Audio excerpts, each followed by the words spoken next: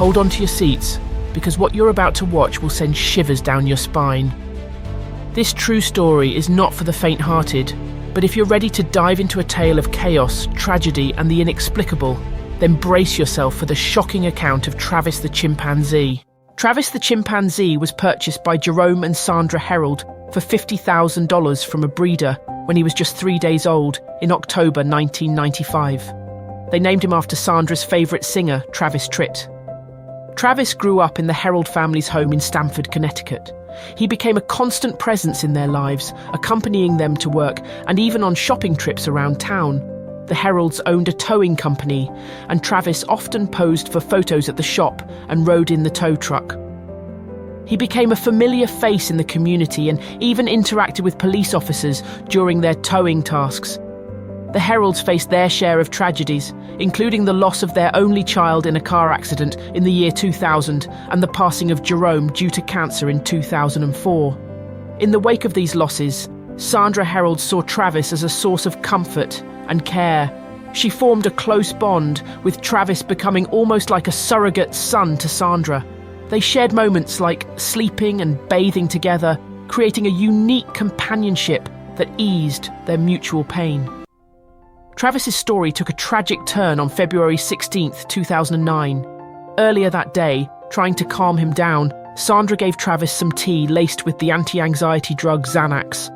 With a mischievous glint in his eyes, he snatched the car keys and ventured into the yard. It was a simple act, an innocent act of play that would soon spiral into chaos. In her time of need, she reached out to a friend, Charla Nash, a familiar presence in Travis's life. She arrived in an unfamiliar car that bore no resemblance to the one he knew. As well as a totally different hairstyle and colour, Travis, ever perceptive, struggled to recognise her. What happened next? Was it fear? Was it confusion? The answer lay hidden within the chimp's complex mind. Some whisper that the medication he took for Lyme disease, the tea laced with the anti-anxiety drug Xanax, or the different car and hairstyle and colour may have also cast a shadow on his behaviour. But the truth, perhaps, is known only to the universe.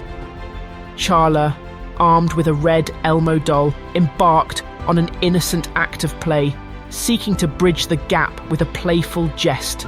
With the doll raised to her face, Charla's intentions were pure laughter, but fate, unpredictable and cruel, had other plans.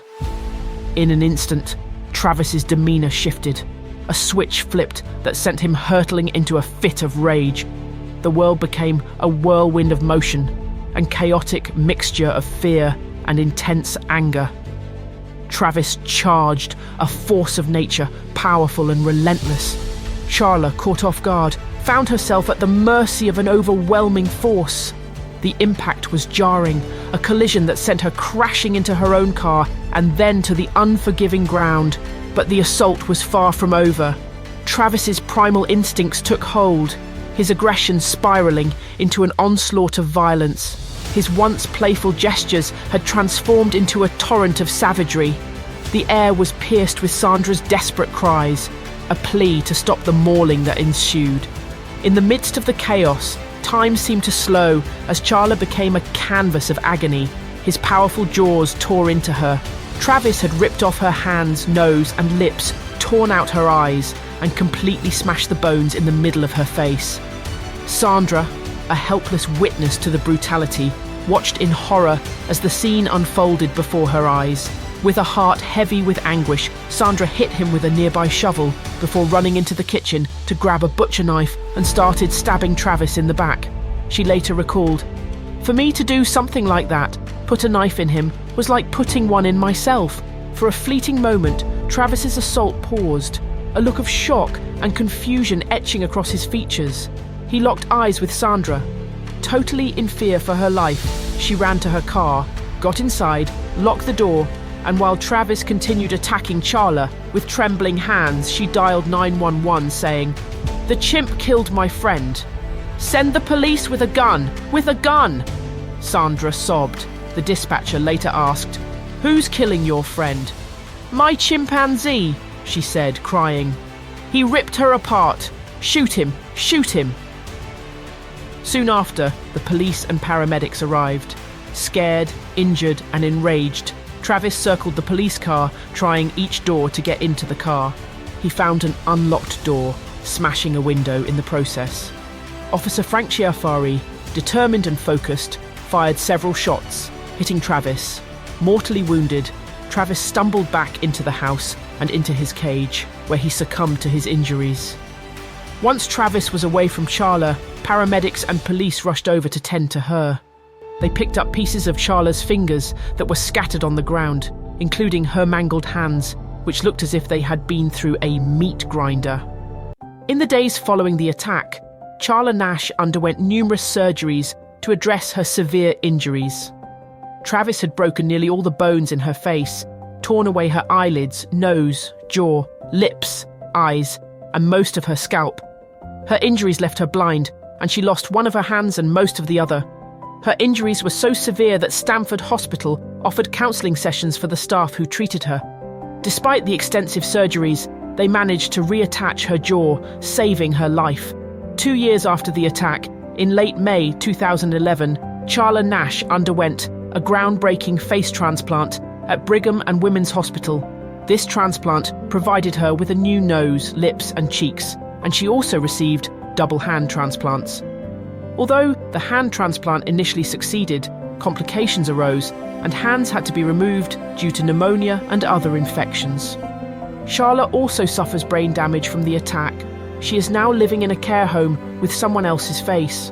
Charla has admitted that the severity of her injuries means other residents in the care home try to avoid her. She has said, "I've never been a quitter. Unfortunately, there's not a whole lot I can do. I've lost so much independence. I could change my own truck tire and now I can't even feed myself. It's very hard to live. Not even live, half live." As of the most recent available information, there are no updates on Charla Nash's current whereabouts. However, as of 2022, reports indicated that she was residing in a small apartment near Brigham and Women's Hospital in Boston, Massachusetts, still undergoing evaluation. As for Sandra Herold, she died 15 months after the attack. She died suddenly of a ruptured aortic aneurysm at the age of 72. In December 2009, Connecticut state prosecutors decided not to hold Sandra Herold criminally responsible for the attack. Still, the Nash family filed a $50 million civil lawsuit, which settled for $4 million in 2012. If you appreciate this true story, then I know that you will appreciate the true story about a group of teenagers getting brutally attacked by a bear. This story isn't for the faint-hearted. Thanks for watching. Bye for now.